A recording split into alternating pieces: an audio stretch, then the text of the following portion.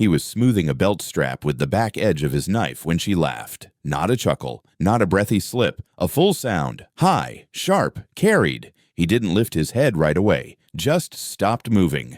The knife stilled against the leather. His hands didn't shake, but they froze like they forgot what they were for. She stood behind the bench, arms crossed, waiting. "That ain't funny," he said. "I didn't say it was." "That laugh. What about it?" He turned then. Real slow, like the floor might crack if he moved too fast. His face was pale, skin tight around the jaw. He looked at her, then past her, then at her again, eyes not focusing right. "You do it again." She stared at him. "Do what?" "That laugh." She shrugged. "I just laughed. You dropped the awl." He looked down. The awl had rolled into the wood shavings near his boot. He didn't bend to get it, didn't speak, just kept looking. "That was her laugh," he finally said. The room felt smaller when he said it. Tannery air, thick with oil and vinegar, suddenly gone cold. He didn't blink, didn't clear his throat, just said it like a fact nobody wanted. "No, it wasn't," she said. "It was. You're hearing ghosts again." He stepped around the bench, slow. "That's not your laugh. Yours cuts short, always has. That one carried." She backed a little, not far. "So what?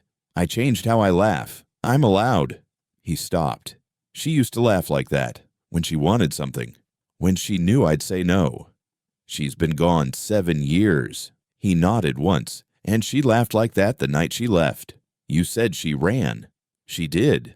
You said she took your wallet and her mother's shawl and left without saying goodbye. I said what folks could live with." They stared at each other. The silence between them wasn't long, but it felt packed, like the air had to stretch to hold it. "Why'd you freeze?" she asked. "I ain't frozen." "You looked like you saw her." He looked toward the hallway. "You been in her room?" "No." "You wearing her shoes?" "No." "You find something of hers I missed?" "No." "You sure?" I said no. His voice lowered. "You lying." She didn't answer right away. Then, "You remember what she said before she left?" He flinched. "She said you didn't like women laughing unless it was quiet." "That ain't what she said." "She said it to me." He stepped closer. "Don't talk about her like you knew her." "I did." "You were 10. I watched." He raised a hand, paused, let it fall. "That laugh never belonged to you." "It does now." "No." "Yes." He turned toward the workbench, reached for the belt, then didn't touch it, just stared at the cut leather like it could fix this. She laughed just like that the night the sheriff came. She didn't say anything. He asked her questions about the governor, about what she saw in the barn. She still didn't speak. "Heard that laugh right after. She was walking back from the well. You said she ran." "I lied." She stepped toward him. "Tell me what happened." He shook his head. "Don't. Tell me." He didn't. "She laughed," she said. "Then she vanished. I told the sheriff she left town." "You burned her clothes." "No." "You buried something." "No." "You stitched a name into a belt that ain't yours." He looked up. "You don't know what you're saying." "You ever go down that well?" "No." "You sure?" "Yes." "You seal it yourself?" "No." She laughed, same way I just did. "You couldn't stand it." His mouth opened, closed. No sound. She walked to the bench, picked up the belt, ran her finger along the edge. She said she'd come back. "Stop." She said when the wind turned. "Stop." She said when your hands forgot how to carve straight. He grabbed the belt from her hand, threw it to the ground. "She ain't coming back." "You sure?" He stared. She leaned close. What if she already did? He backed up. "I didn't mean to laugh like her," she said. "But maybe I had to." "You don't understand." "I do." He pointed at the door. "Go." "No." "Go." She didn't move. He reached behind him, pulled the stool, sat down like his legs gave out. "She laughed like that because she wanted me to flinch," he said. "She got her wish. She said the world would change if someone heard her laugh loud. And did it." He looked up at her. She sat on the other stool. "You're not her," he said. "I didn't say I was. But you sounded like her." "Maybe I'm what's left of her." They sat in silence. The awl still lay in the shavings. The belt lay curled on the floor. The chair didn't creak. "I ain't heard that laugh in 7 years," he said. "Now you have." He nodded. "Now I have." She waited. Outside, wind hit the door. It rattled just once. He closed his eyes. She didn't. He didn't speak when he walked through the kitchen, just moved like the floor might give under his boots. She followed, arms still crossed, heel clicking once on the threshold as they passed into the parlor. The light in the room was dim, but not from the sun. The curtains were drawn halfway, like someone started closing them, then stopped. The fireplace was dead. The air had that strange weight, not cold, not warm, just held. She saw it first. The rocking chair, moving, not wildly, just back and forth, like someone had just stood from it, like someone paused mid-lullaby and vanished. He saw it a breath after her. His boots stopped. His shoulders rose, held, dropped. "You see that?" she said. "No," he said. "You're looking straight at it." He moved a step closer. The floor creaked. The chair kept rocking, slow, even. "Wind," he said. "No windows open. House shifts. No other chair shifts." He didn't answer. She stepped forward, put her hand out over the chair, not touching, just hovering. The air was warm, not like the rest of the house. She looked at him. "You hear it too?" He looked at her. "Hear what?" "You're lying already." He glanced once toward the mantel. There was a picture turned face down, same one that had been turned for years. "You turned that?" she asked. "No." "You sure?" He said nothing. She looked at the chair again. It had slowed, but hadn't stopped. The sound was soft, wood on wood, a rhythm, like breathing. She sat down on the couch across from it. "Sit down," he said. "Number you first." "I don't sit in that room." "Since when?" "Since the night she—" He cut off. She watched him. He turned away from the chair, like if he didn't face it, it wouldn't keep moving. "You said her name once," she said. "I didn't." "You did, in the kitchen." "No." "You looked me in the eye and said it." He shook his head. "Didn't mean to." She leaned back. "Say it again." "No." "Why not?" "She's not in this house." "She never left." He moved toward the fireplace, picked up a log, didn't place it, just held it. She laughed, she said. "You flinched." "I didn't." "You turned white. You laughed like a ghost." "Maybe I was supposed to." He turned. "You think this is funny?" "No." "You think this is some act? Some, revenge?" "No." He stared. "I think it's memory," she said. "I think this house remembers. That chair remembers. I think the silence is getting tired." He walked to the chair. It stopped. Dead still. He reached toward it, touched the armrest. His hand twitched. She watched his eyes. He pulled his hand back. "She used to sit there," he said. "I know. Used to rock while the stew cooked. She'd hum. She'd bite her thumbnail. She'd braid that rag doll's hair backwards." He looked at her. "You do remember." "I always did. You just never asked." He stepped back, sat on the couch beside her, didn't lean back, just sat upright, hands on his knees. "I found a ribbon in the chimney ash last winter," she said. He looked up. "Red. Tied tight. Melted in places. You ever burn her things?" "No." "You sure?" He swallowed. "Maybe a scarf. Not a ribbon." "She wore that ribbon the day the sheriff came." "I don't remember." "She sat in this chair." He looked at it again. "She was scared," she said. "But she laughed anyway. She always laughed at the wrong time. She laughed to survive you." He didn't speak. She reached into her pocket, pulled something, held it out. He stared. A brass button, scorched. "Found it behind the stove," she said. He took it, turned it in his hand. "That from her coat?" She nodded. "She never took it with her." "I know." He looked at her. "I think she's still laughing," she said. "Somewhere." He closed his hand around the button. They sat in silence. Then the chair moved, just once. A creak. Forward, then still. He dropped the button, stood fast. "I'm done." "No, you're not." "I can't." "You already did. When you lied. When you buried her voice under this house." He turned toward the hallway. "Say her name again," she said. He didn't. She stood, walked to the chair, sat in it. It rocked under her, slow, gentle. She looked at him. "I remember," she said. "She wasn't scared of you. Not really. She laughed because she knew you couldn't take that from her." He turned back. His mouth moved, but no sound came. She waited. He tried again. Willa. She nodded. The chair kept moving, and for the first time in years, so did he. The knock wasn't loud, just 2 taps. Sharp, measured, like the hand behind it didn't doubt it'd be answered. She was the one who opened the door. The sheriff stood on the porch, hat in one hand, the other holding a small leather ledger. His coat was clean, boots dusted, eyes narrow as ever. Behind him, the wind dragged at the empty road. She didn't move aside. He lifted the badge in his palm. Not wearing it, just showing it. Need a word with your father. He's not taking visitors. I'm not a visitor. She didn't answer. He looked past her. He in the parlor, her jaw locked. Why? He lifted the ledger. I've been updating old entries, cross-checking, rewriting what don't line up no more. Nothing's changed here. That's so. He looked at her face longer than was polite. That laugh, he said, quiet. Heard it from the road, carried through the trees like a warning. It was a laugh, that's all. Not just any laugh. She didn't blink. He leaned forward.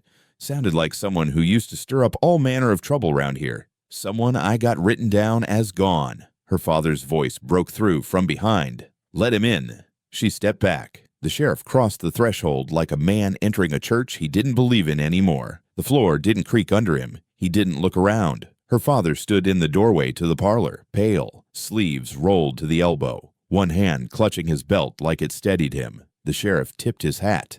Evening. Her father didn't respond. The sheriff stepped into the room, placed the badge on the mantel, then the ledger on the table between them. Found some. Names scratched out, he said. Some dates that don't make sense no more. We don't write history in this house, her father said. No, sir, the sheriff said. But y'all sure live in it. She stood in the archway, watching. The sheriff flipped the ledger open. Page 62. Willa Turner, marked as departed town under suspicion. No body, no witness, no signature, just your word. Her father didn't move. The sheriff looked at the girl. You laugh like her. She didn't flinch. That concern you? He asked. Should it? Some things echo for a reason. Her father cut in. Why are you here? The sheriff tapped the page. Because this house don't sit quiet no more, and I heard something that made me question what I buried with your version. You buried nothing, her father said. Number but someone did. The girl stepped into the room. She laughed, that's all. The sheriff turned. That laugh don't belong to just anybody. It belongs to me now. He looked back at her father. She know the story you told me. She knows enough. I don't think she does. Don't test me, Sheriff. The sheriff's eyes narrowed. You said Willa left with her mother's shawl and your money. I said what needed saying. You said she was seen boarding a freight wagon. Her father stayed quiet. I checked, the sheriff continued. No driver logged her, no sighting past the ridge. The girl stepped forward. You logging girls now? Only the ones that vanish. She didn't vanish. She was erased. The sheriff looked at her. By who? She stared at her father. The sheriff followed her eyes. What's in the well, Turner? Her father didn't answer. I seen a rope swinging when no wind blew, the sheriff said. You seal it yourself? No reply. The girl crossed her arms. You got a warrant? I don't need one for ghosts. She took a step closer. Then you better be ready to listen to them. The sheriff nodded once. I came here out of respect, out of memory, but I can come back with fire if you'd rather burn than speak. Her father turned away, walked to the window, hand braced on the sill. You hear her too? The sheriff asked him. He stayed silent. You dream her. Still nothing. She's not gone, the sheriff said. She's restless, and your daughter's stirring what you buried. He turned back. Leave. I will, but I'm taking this ledger with me. And next time, I bring more than ink. He grabbed the badge off the mantel. Next time, the sheriff said, nodding at the girl, I ask her first. He stepped out. The door closed with a soft click. She turned to her father. What's in the ledger? He didn't answer. Show me.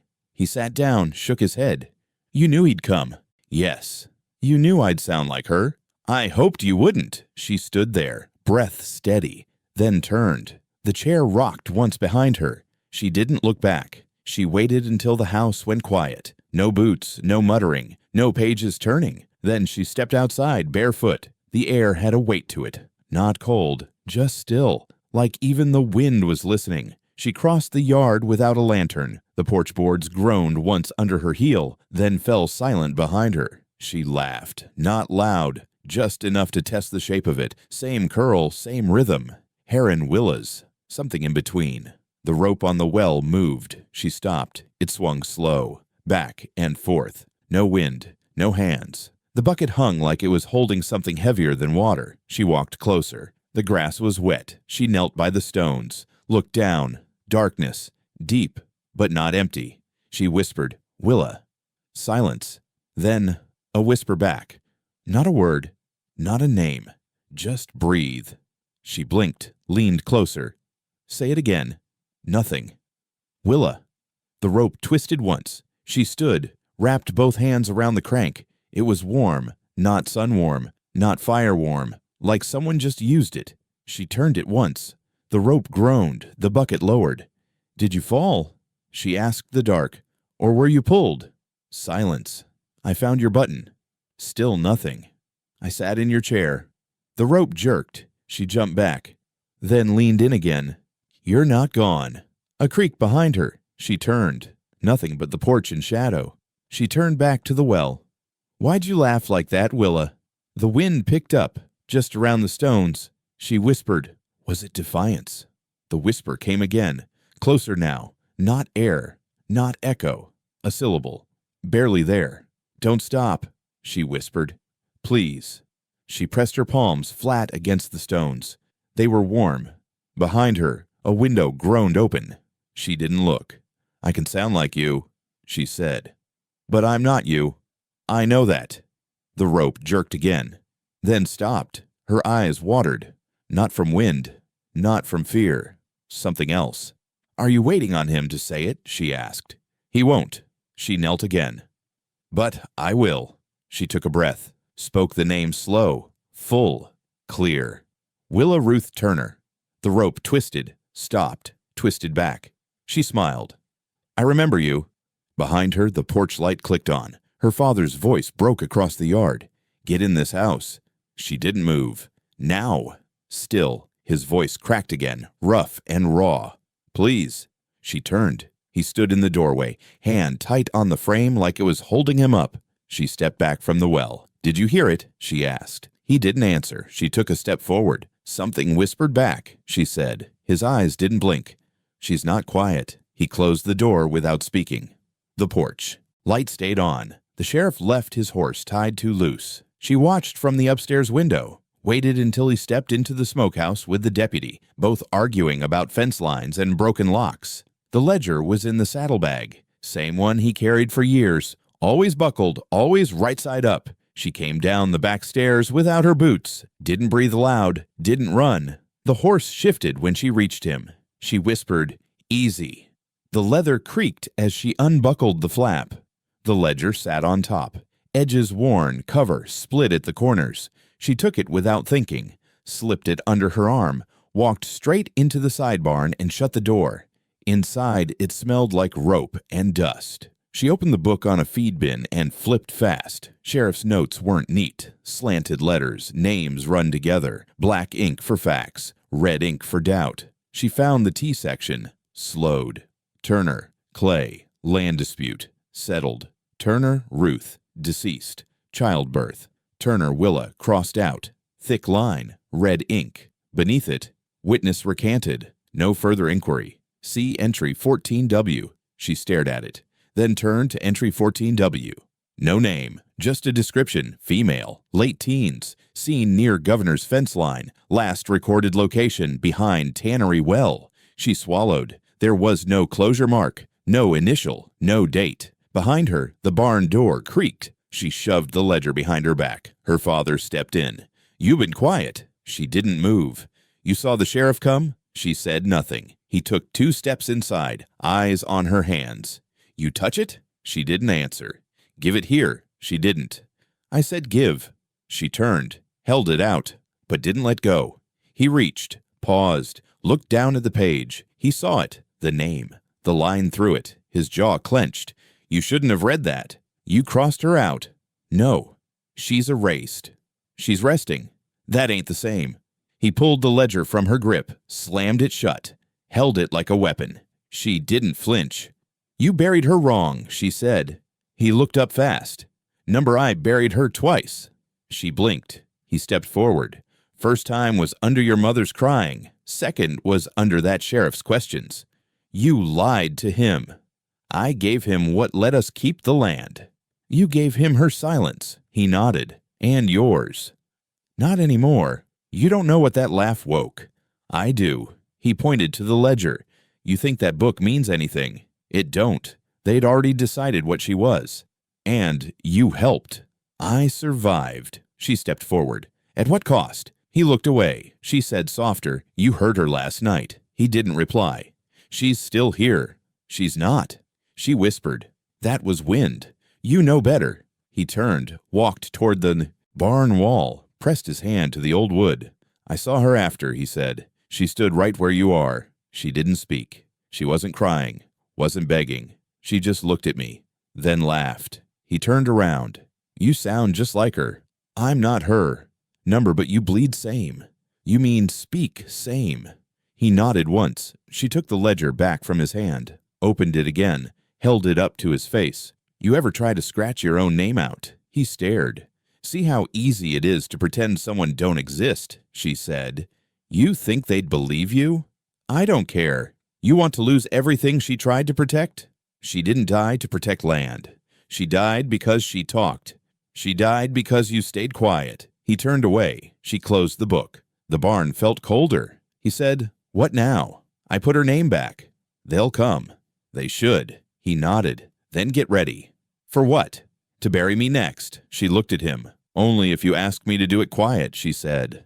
He didn't answer. She walked past him, ledger tight under her arm. The rope in the corner swung once as she left. No breeze, no reason, just movement, like something shifting again. He didn't knock this time. The sheriff just pushed through the door like it still belonged to him. Mud on his boots, face red from the ride, a folded parchment clutched in his fist. The girl didn't rise from the table. Her father did.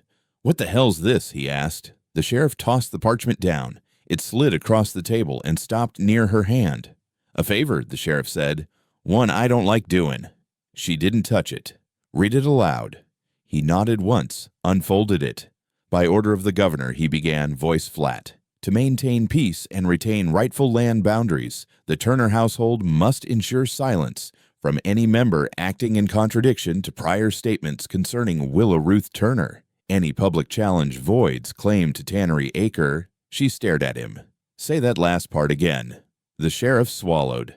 "Any challenge voids claim to Tannery Acre." Her father stepped forward. "You threatening my land." The sheriff looked at the girl. "She's the threat." Her voice stayed low. "What's that mean?" "Acting in contradiction. It means you don't get to speak your sister back into town." She stood now. She never left it. "That laugh ain't yours," he snapped. "Then why you afraid of it?" He didn't answer. Her father moved between them. "That paper legal?" "It's got the governor's mark." She grabbed the parchment, held it to the light. There, pressed into wax, was the old cattle brand, two slanted hooks crossing over a ring. She looked at her father. "That's on the barn beam." He nodded once. "Was burned in during the drought, marked which families were loyal." She turned to the sheriff. "You ever loyal to anything but yourself?" "I protect what's stable." "You mean what's scared?" He stepped closer. "This ain't about ghosts, girl. It's about keeping the governor's name off firewood and your father off the porch." "He already put himself there." Her father spoke. "We ain't signing nothing." "You don't have to," the sheriff said. "Just keep her quiet." The girl folded the parchment slow, set it back on the table. "No." The word landed like an echo. The sheriff's eye twitched. "You think the governor plays gentle?" "I think he's old. And he forgets we got lungs. You lose this land, you lose her grave." She never had one. The room fell still. The sheriff turned to the father. "She's not wrong, but she's out of line." The father nodded. "So were you once. You told me she ran.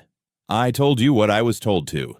And now, I think I was lied to." The girl watched the sheriff. "Tell me why she was in that barn." He looked at the floor. "Say it," she said. He didn't. "You were there." Her father whispered, "No." She turned to him. "You saw it." She followed the governor's boy out there, said she was going to ask questions. And you didn't stop her. She laughed, he said. Same as you. I thought she was just stirring trouble. The sheriff's hand twitched near his coat. Not his gun, his badge. You knew, she said. He looked her in the eyes. We all did. She stepped forward. And this brand, she picked up the parchment, waved it, is meant to burn me quiet too. It's meant to end this, the sheriff said. She laughed once, short, sharp. The sheriff flinched. Yeah, she said. That's what I thought. She turned, walked toward the mantel, took down the old branding iron that hadn't been touched in years, held it up. This is your law?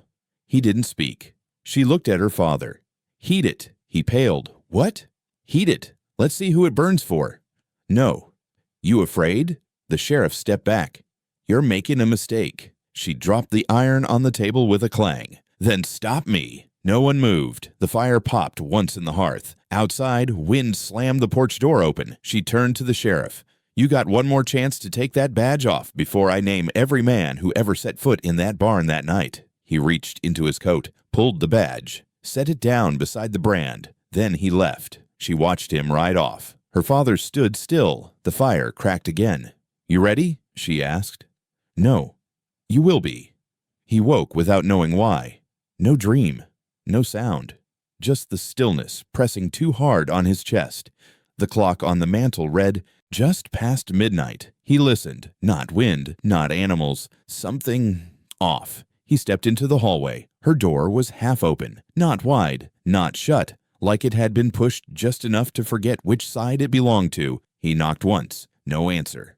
Girl? He called, voice low. Nothing. He pushed the door open. Her bed was made. Quilt folded at the foot. Clean corner, crisp tuck. But the pillow was dented. The quilt still warm. He crossed the room. Placed a hand flat on the fabric. Not fresh warm, not sun warm. Body warm. He turned around, eyes scanning the floor. No boots missing. No shawl. Just absence. And then a laugh. From outside. High, sharp, familiar. He froze. It wasn't the girl's laugh?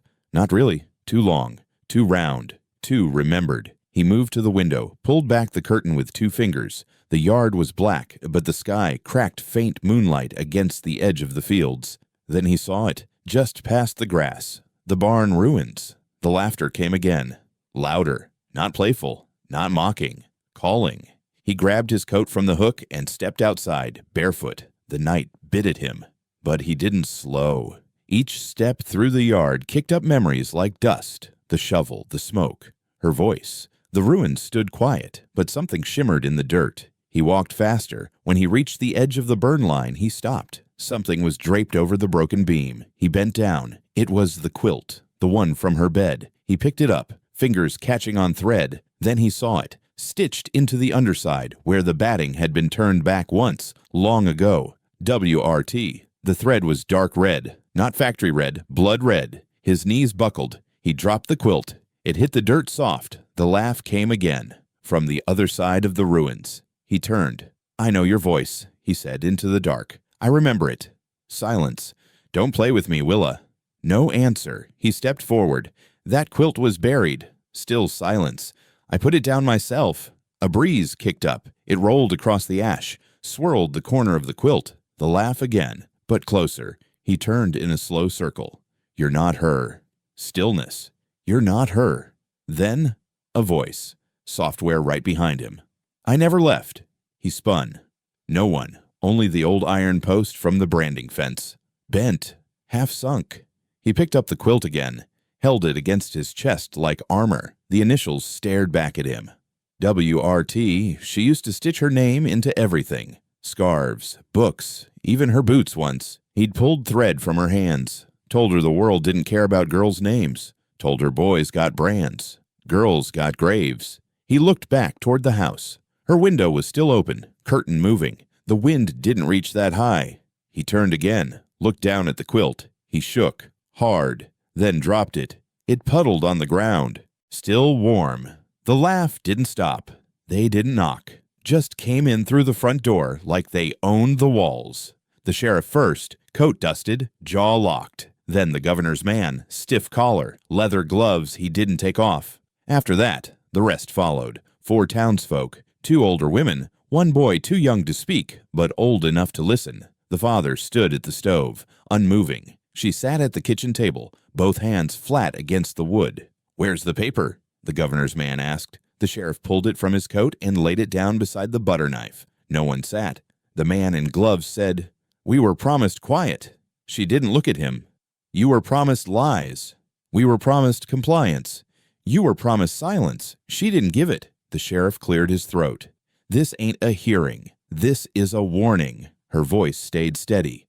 "Then why bring a crowd?" The father turned from the stove.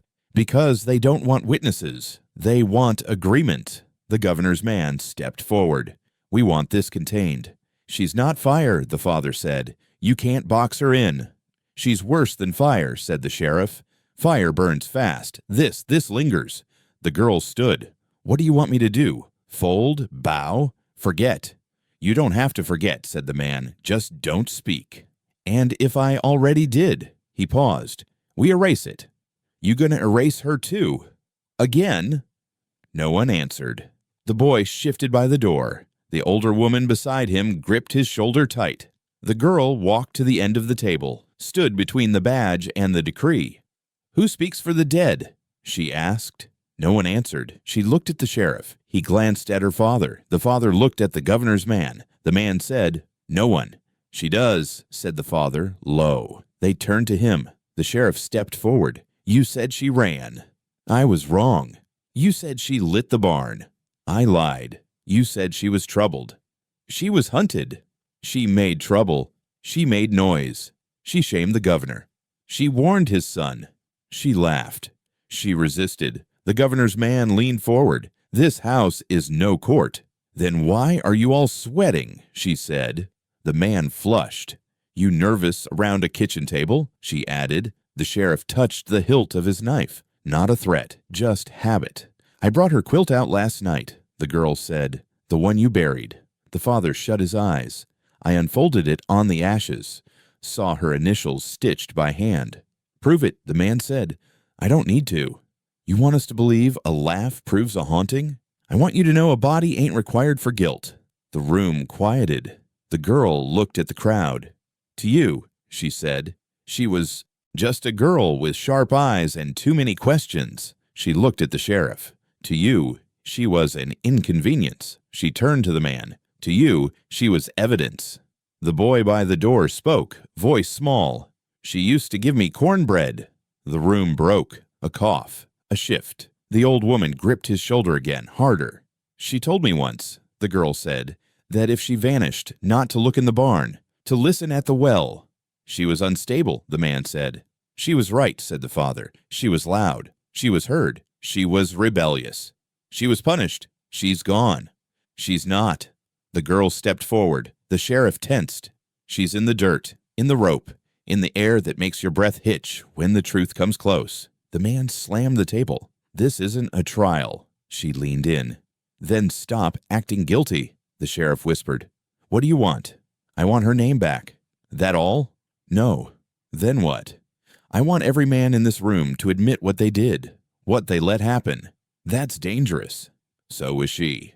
The sheriff looked to the father. "Say something." The father swallowed. "She ain't lying." The governor's man shook his head. "Then we all lose." "No," the girl said. "You just lose control." Outside, a gust of wind hit the window. The house creaked. Then, the laugh. Not hers. Not from her mouth. From the hall. Slow. Sweet. Bright. The boy gasped. The woman crossed herself.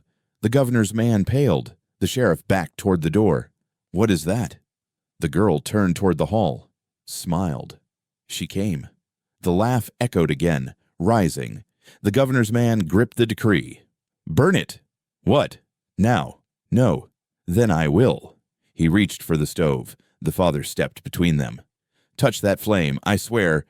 The sheriff grabbed his arm. "Let him." "No." The laugh came one final time, then silence. The girl turned back. "Trial's done." The man said, "No verdict." "There was never a jury," she said. The boy spoke again. "Can I go home?" The woman nodded. The crowd left. All but the sheriff. He stared at the badge on the table. Then at the girl. She's not gone. No. He nodded, then left too.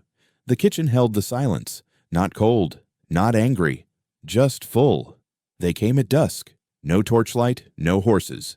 Just footsteps in the dirt and the sound of decisions already made. The sheriff led them. His badge was gone. 2 men held her arms. She didn't fight. Her father stood on the porch, silent, fists clenched at his sides. The governor's man held rope. Say the word, she told him. He didn't. The rope went around her wrists. Rough, fast, too tight.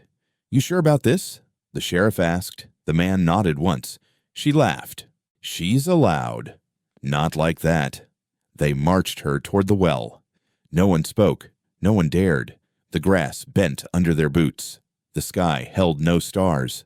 The well stood waiting, the rope above it already swinging. Soft, slow, steady. Like it had been moving long before they arrived, they shoved her forward. Stand there, the man said. She did. The rope over the well twisted. The sheriff stepped back. She looked at them all. This supposed to scare me. Just remind you, said the man. Of what? What happens to echoes that get too loud? She smiled. Then you better start listening. The rope jerked, hard. She laughed, not soft, not bitter, loud, full. It cracked the night open. The governor's man flinched. That ain't hers. She made it mine, she said. The well groaned, a deep, low sound. Wood bending, stone creaking like something underneath, shifted to listen. The man stepped back. She laughed again, louder. Stop! Her father shouted from the porch. She didn't. The wind kicked up sudden. The rope swung wild back and forth, lashing the air. That's not her laugh, her father screamed. It's not hers. She turned, eyes on him. It is now. He stumbled off the porch, fell to his knees, hands on the dirt. The sheriff pulled his hat off, clutched it to his chest. Untie her. No, the man said. We end this. She's not the one haunting you. The girl said. She's the one you buried. The rope snapped tight above the well. The pulley shrieked. Her laugh broke again, raw now, from the gut. Make her stop, the man shouted. No one moved. Do it. Stillness. Then, her father crawled forward. Please. The rope twisted once more, then stopped. The laugh died in her throat. Not from fear, not from force, from choice. She breathed deep, looked down into the well, then back at them. I ain't afraid of falling, she said. I'm afraid of forgetting. The governor's man stepped away, dropped the end of the rope. You keep her, he muttered to the stone, and left. One by one the others followed. Only the sheriff stayed. Only her father knelt. She waited. The wind faded. The well was silent again, but not empty. Never empty. She stood at the well's edge, hands still bound, wrists raw. The rope above her had gone still again, twisted once, hung like a warning, like a question. The yard was empty now. Everyone gone but 2. The sheriff and her father. He was still on his knees in the dirt, head down, breathing uneven, not crying, not speaking, just shaking like something inside him finally gave out and hadn't stopped falling since. The sheriff leaned against the post near the fence, hat low, face unreadable. He hadn't moved since they'd all left, hadn't spoken. The girl looked at both of them, then at the well. She cleared her throat. The wind shifted, not strong, but enough to rattle the rope again. It swung twice, then stopped. She raised her voice. Willa Ruth Turner. It rang out clear, not screamed, not begged, spoken, like it belonged there. Her father lifted his head. The sheriff flinched. The well groaned, not a trick of wind or stone, a sound from within, a deep, slow shift, like wood dragging against buried stone, like something changing shape below. The rope snapped, clean. It fell beside her feet, in a coil like a cut vein. The sheriff pushed off the fence. Back away. She didn't. I said, no. The ground under the well shifted, just slightly. A tremble, barely there, but real. Her father stood, legs unsteady. Willa, he whispered. First time he'd said it like a prayer instead of a curse. She looked at him. Say the rest, she said. He opened his mouth, closed it. She turned back to the sheriff. You hear it? She asked. He nodded once. She stepped closer to the edge, looked down. Darkness, not black, not hollow, moving. What law you hearing now? She said. The sheriff's voice was quiet. The one you buried. She turned toward her father again. He shook his head. Don't say it again. I have to. She'll come. She never left. She'll burn us. She already did. The wind picked up, sharp and cold now. The air smelled of rust. Willa Ruth Turner, the girl said again, louder. The well exhaled. That's what it felt like. A breath. Wet. Heavy. Her father stepped back. The ground cracked slightly beneath his heel. She said if we ever said her name whole, it would start again, he said. The sheriff took another step forward. Let it. The girl closed her eyes. She was 17. She braided my hair the day before. She said the town would forget her smile, but not her voice. She looked up. She said names only die when we let 'em. She faced the well again and shouted, Willa Ruth Turner, you're not forgotten. The earth beneath the stones groaned louder. A ripple. Real. The rope at her feet lifted, not from wind, from pull. Her father stumbled back, eyes wide. The sheriff froze. A loud snap cracked from the well's edge. One of the stones shifted. A handprint formed in the dust along the rim, smaller than hers. The girl knelt, pressed her hand into it. Same size. Willa, she whispered. From the well, a single sound. Not a word, not a voice, but a note, like a song caught in the back of a throat. The sheriff reached for her arm. We should leave. She pulled away. No, she said. We've run too long. She turned to her father. You gonna speak now? He was pale, shaking. I buried her because they told me to. You buried her because she was louder than you. I tried to protect you. You tried to shut her out. She was too much. She was enough. He looked at the ground. I didn't know what they'd do. You knew. You helped them.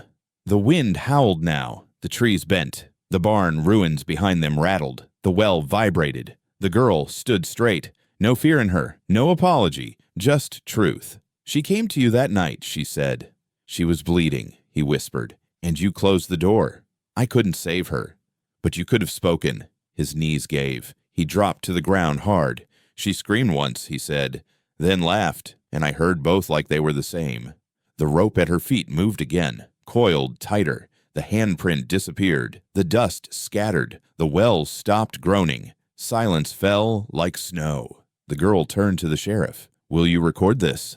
He nodded. No more red lines. No more red lines. She walked to her father, knelt beside him, put a hand on his back.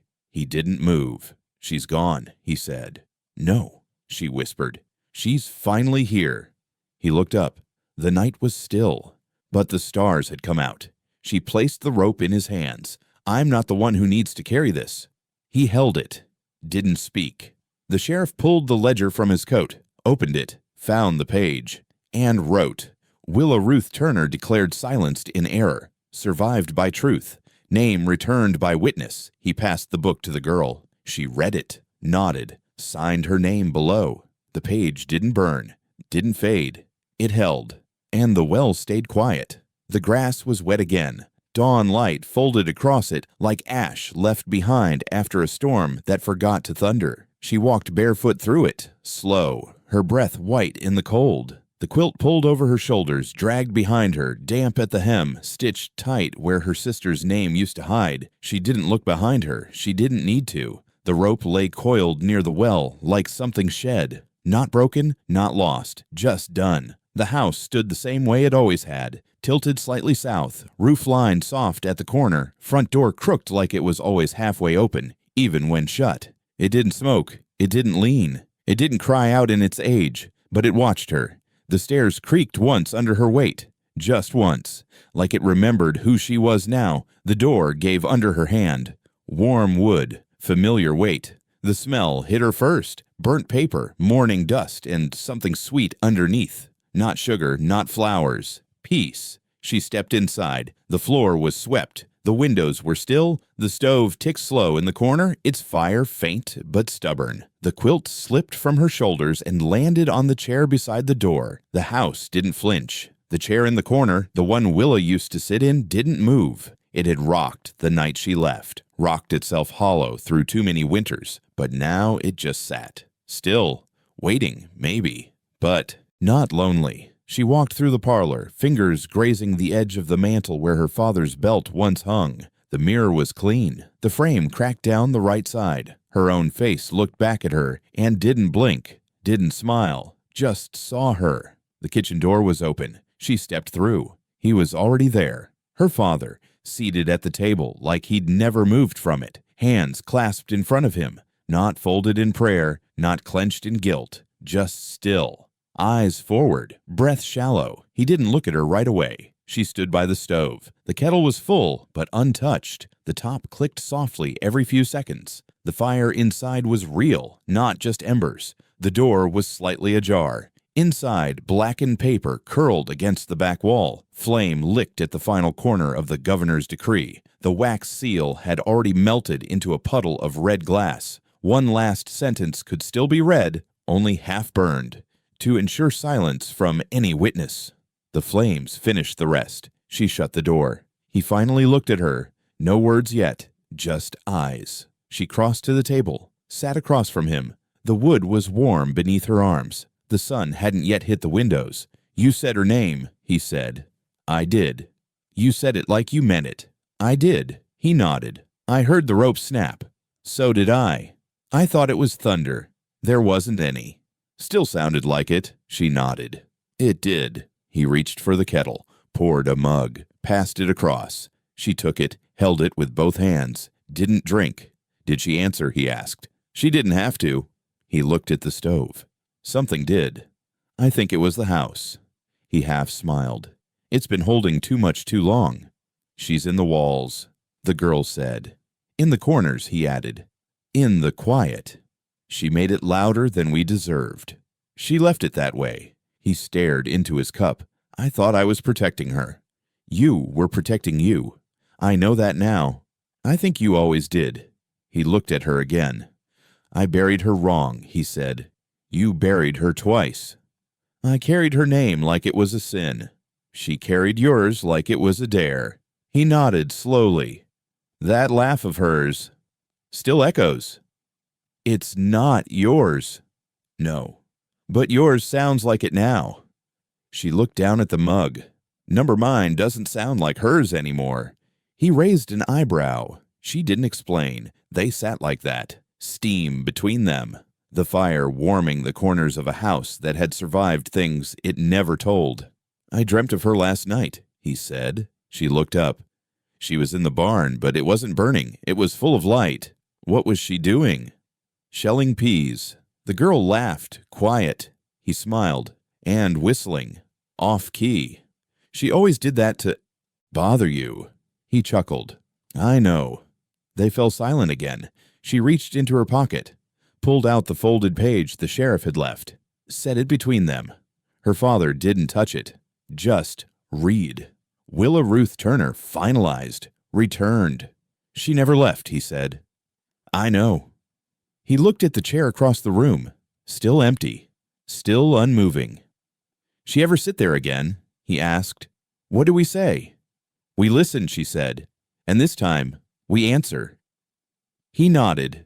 She stood, walked to the hearth, picked up the tin box, opened it, pulled out the 4 notes, read each one again. Not out loud, just enough to remind her what letters felt like. She tucked them back inside, pressed the lid closed, carried it to the shelf above the stove, placed it beside the salt and the matches. "This house don't forget," she said. "No," he agreed, "but it forgives." She walked to the door, opened it, let the morning in. Light spilled across the floor, touched the legs of the chair, the edge of the table, the seam of the stove. No fire jumped, no rope swung, just warmth. She picked up the quilt, folded it slow, placed it across the chair back, ran her hand once across the stitched initials. "BRT, still there, still red." Her father stood beside her now. "You afraid of what comes next?" he asked. "No. Not even of being the one to carry her voice." "I'm not carrying hers anymore," she said. "You're not?" "I'm carrying mine." He looked at her. She looked at the chair. The quilt stayed still. The stove ticked again. He turned to the window. "They'll come back." "Let them. You'll speak again." "I'll never stop." He nodded. She turned from the chair, stepped to the center of the room, took a breath, and laughed. Software steady. Not Willa's, not haunted, not borrowed. Her own. It filled the kitchen like it had always belonged there. Not loud, not sharp, just enough. Enough to feel like home. Enough to start again. Enough to leave the house standing.